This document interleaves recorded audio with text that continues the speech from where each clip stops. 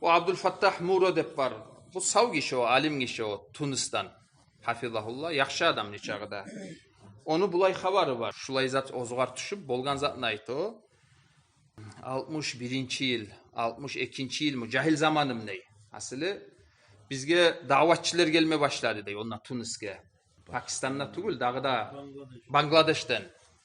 O zaman men olar bilan qoşulup şulay davatka menne ortakçılık etme başladım dey. Bayağı maga aytadı dey bular. Hali sen bar, aylan oramlardan bazarga bar.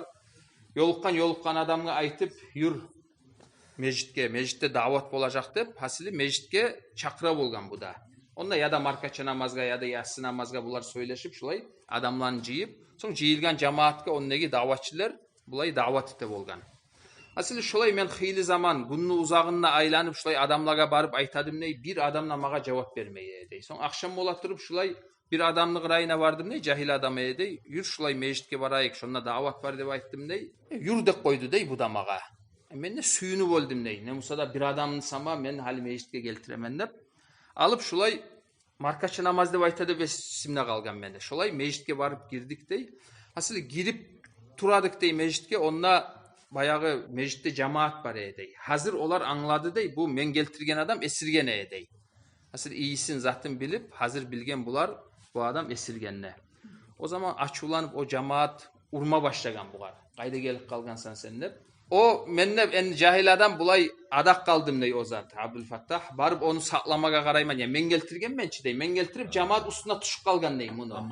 Ha, hasıl bunu saklamaga karayman ney. Soň onda mecitni imamı men tanıye dey. O görüp ya o cemaatın toktattı dey.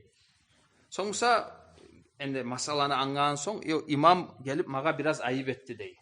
Ya esirgen adamını bile turup neger geltiresen mecitke dep aytты dey bu Abdülfattah. O zaman Abdülfattah ayta ogar aytdım ney men ya men esirgeninde bilmeyedim ne aytdım ney. Men o kuvanıp o mecitke gelme razı bolganda şogar suyunup men o esirgen mi, esirmegen mi o zatlaga men ahamiyet bermedim ne. Şolay cevap berdim ney bugar. Soň şu markaçı namaz bolup namaz çakırdı dey. Hasili bugar aytabız dey. Ya bar uyge ay kirin juwun ayıkkanna gel ne çağda sağa karayık zatiteyik dep tileybiz dey bu adamga. Çıkmayman ne aytdı dey zattan. Mecitten çıkarıp bolmayız dey. Şolay çıkmadı dey. Soň qamat etip namazga ere turduk dey. Sappı bolup ere turgan erek dey. O lap ahırda o da toktadı dey. Ondan iyis gelegen sahali qırayına barıp bolmay bir 2 metr sama paltara. Arekte dey bulay asnamnoy cemaat. Şo kepte namaz kıldık dey biz. Cama namazını kılıp, namaz kılıp bitkende ogar karadım ney bu Abdülfattah aytdı o sujdada dey. Sujdada toktap tura dey. Biraz vakti getdi dey, tamaşa bolup barıp qırayına tiyme karadım ney, şo sujdada kuyda oluk kalgan ney şu adam. Şo kepte taptım ney şonu.